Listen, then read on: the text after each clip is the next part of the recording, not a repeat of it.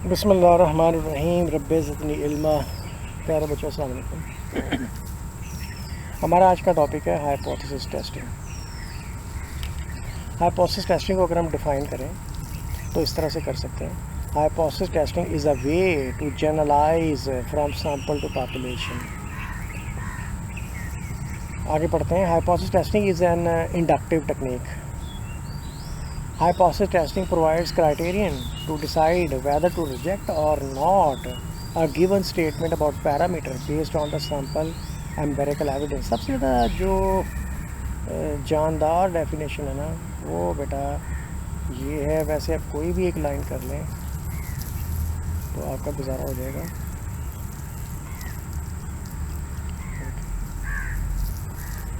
Hypothesis क्या करती है? प्रोवाइड्स क्राइटेरियन, एक तरीक़ेकार देती है ये डिसाइड करने के लिए कि वेदर के एक गिवन स्टेटमेंट पैरामीटर के बारे में गिवन स्टेटमेंट ट्रू है या नहीं है। ठीक है ना। तो स्टडी हम सैंपल को करते हैं और फैसला हम किसके बारे में करते हैं? पॉपुलेशन के बारे में, क्योंकि हाइपोथेसिस हमेशा पॉपुलेशन पैरामीटर के बारे में होता है। आगे चल के बार बार ये चीज़ें आप नोट करेंगे। For reliable result sample size must be larger than the minimum threshold. ठीक है, जो मिनिमम रिक्वायरमेंट से सैंपल आपका ज़्यादा होना चाहिए और बहुत छोटा सैंपल साइज नहीं होना चाहिए। If sample size is abnormally large hypothesis testing always leads to significant results. तो एबनॉर्मली लार्ज भी नहीं होना चाहिए।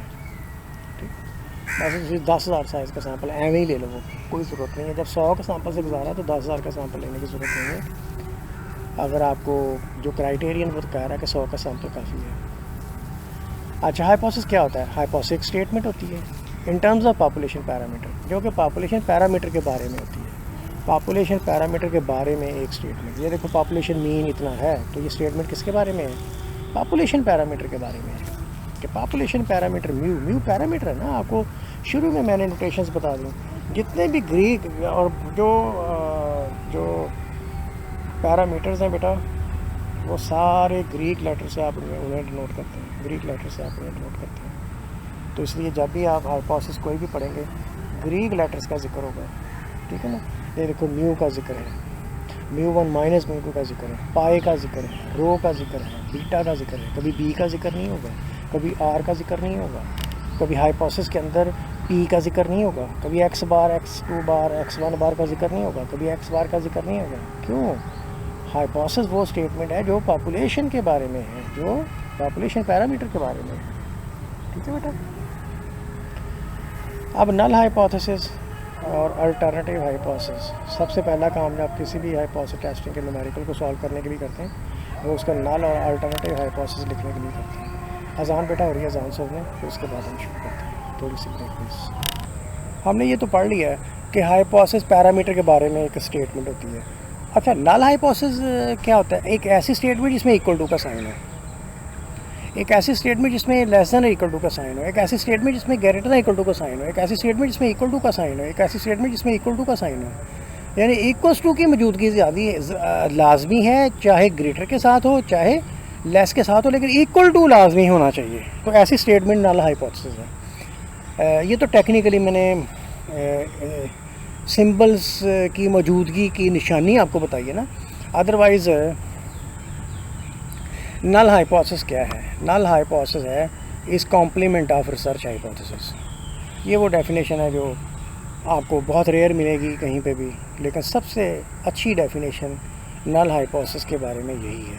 मिसाल के तौर पर आप कहते हो जी फ़लाँ का, ये देखिए कोरिलेशन कोएफिशिएंट जो है ये 0.9 है जी फ़लाँ चीज़ के बारे में, या सिग्निफिकेंट है। सिग्निफिकेंट का मतलब होता है नॉट ज़ीरो, तो ये लिखा हुआ ज़ीरो।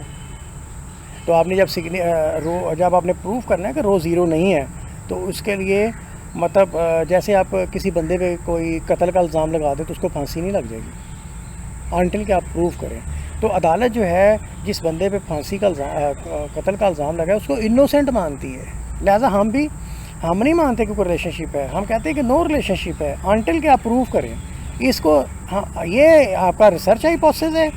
ठीक है कि रिलेशनशिप है, कोरिलेशन है, लेकिन हम कहेंगे भाई नहीं है, हम तो यही कहेंगे कि नहीं है।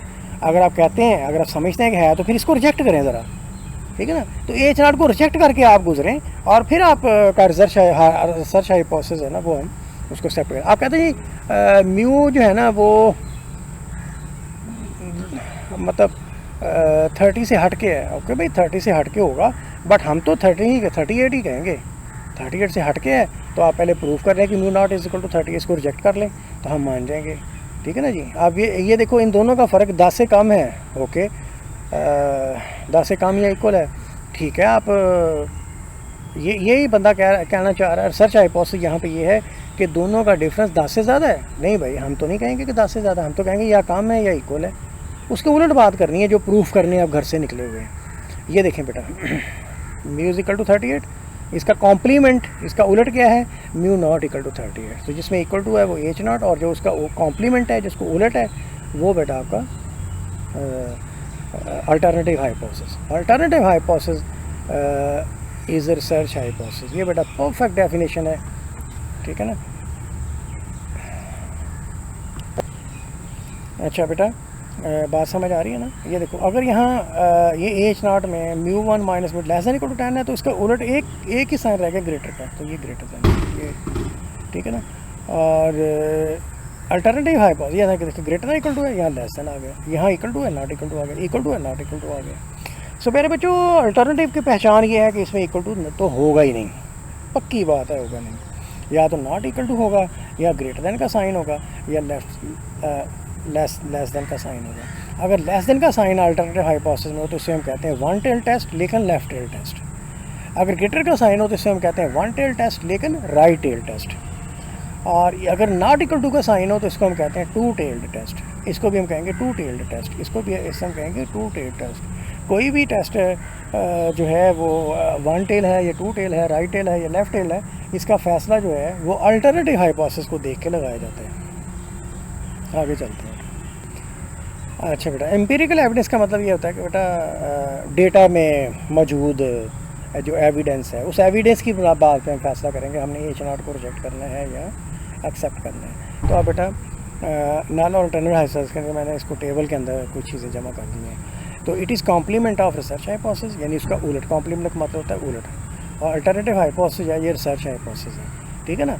तो हम नल हाइपोथेसिस को टेस्ट कर रहे होते हैं, तो हम उस बात को जो आप प्रूफ करने निकले होते हैं उसके उलट को हम एच नॉट रखते हैं। हम कहते हैं एच नॉट को रिजेक्ट करो, फिर हम आपकी बात इस हाइपोथेसिस को मानेंगे। अच्छा, इसमें बेटा इक्वल टू का sign, less than equal to sign, greater equal to का साइन होगा।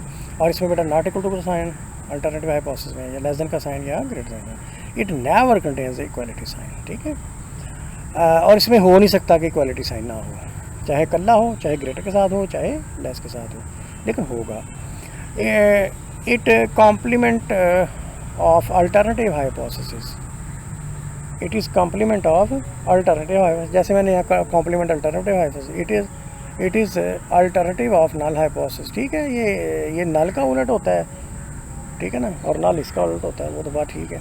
इट इन्वॉल्व्स पैरामीटर, तो इसमें भी इट इन्वॉल्व्स पैरामीटर, दोनों में पैरामीटर का जिक्र होता है। हाइपोथेसिस होते ही पैरामीटर के बारे में। It refers to no difference no effect, जैसे इक्वल टू को जीरो, इक्वल टू की बात की है ना, तो जब इक्वलिटी की हम बात करते हैं उसका मतलब नो डिफरेंस नो इफेक्ट की बात करते हैं। तो it refers to presence of difference, तो प्रेजेंस ऑफ इफेक्ट। ये आपका रिसर्च है। जब रिसर्च होती है तो वो इफेक्ट के होने के बारे में होती है कि फ़लाँ का फ़लाँ पे इफेक्ट है। तो ये कोई रिसर्च नहीं होती कि फ़लाँ का फ़लाँ पे इफेक्ट नहीं है, फ़लाँ का फ़लाँ पे इफेक्ट नहीं है, वो तो हमें पता ही है। वहाँ चोरी नहीं हुई, वहाँ चोरी नहीं हुई, वहाँ चोरी, ये कोई ख़बर नहीं है।